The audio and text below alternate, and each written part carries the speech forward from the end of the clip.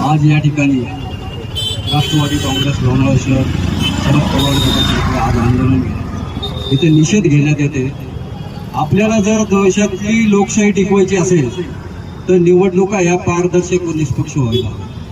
परंतु काही आपण मागील निवडणुका बघितल्या असतात तेव्हापासून जो आतापर्यंत दोन्ही इलेक्शनमध्ये जो निवडणुकीमध्ये मतदारांचा गोंधळ निर्माण झालेला आहे, त्या विरोधात आज आपले विरोधी पक्षाचे तिन्ही नेते राज्य निवडणूक आयोगाची भेट घेऊन त्यांनी तो निवडणूक आयोगासमोर तो गोंधळ मांडला.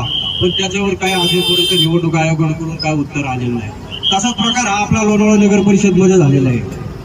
लोणावळा नगर परिषदमध्ये एवढा गोंधळ झालेला आहे. आता जे मतदार आहेत त्यांना अजूनपर्यंत माहित नाही की आपलं मतदान कोणत्या वार्डात आहे.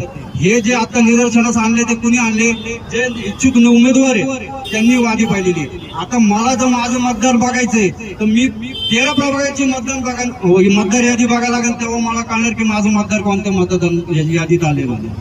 तर हे जे इच्छुक उमेदवार आहेत ते लोक आता यांनी नगरपालिकेने जी डेट दिली होती त्या तारखेप्रमाणे यांनी 17 तारीख वाढवून दिली. तेवढ्या दिवसात त्यांनी जे चेंजेस करता आले ते केली.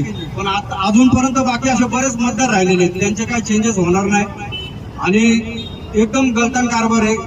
त्यांचे काय नियोजनच नाही निवडणूक आयोगाचं. याचा सर्व निषेध करण्यासाठी आज आम्ही राष्ट्रवादी काँग्रेस पक्षातर्फे इथं जाहीर निषेध करत आहोत.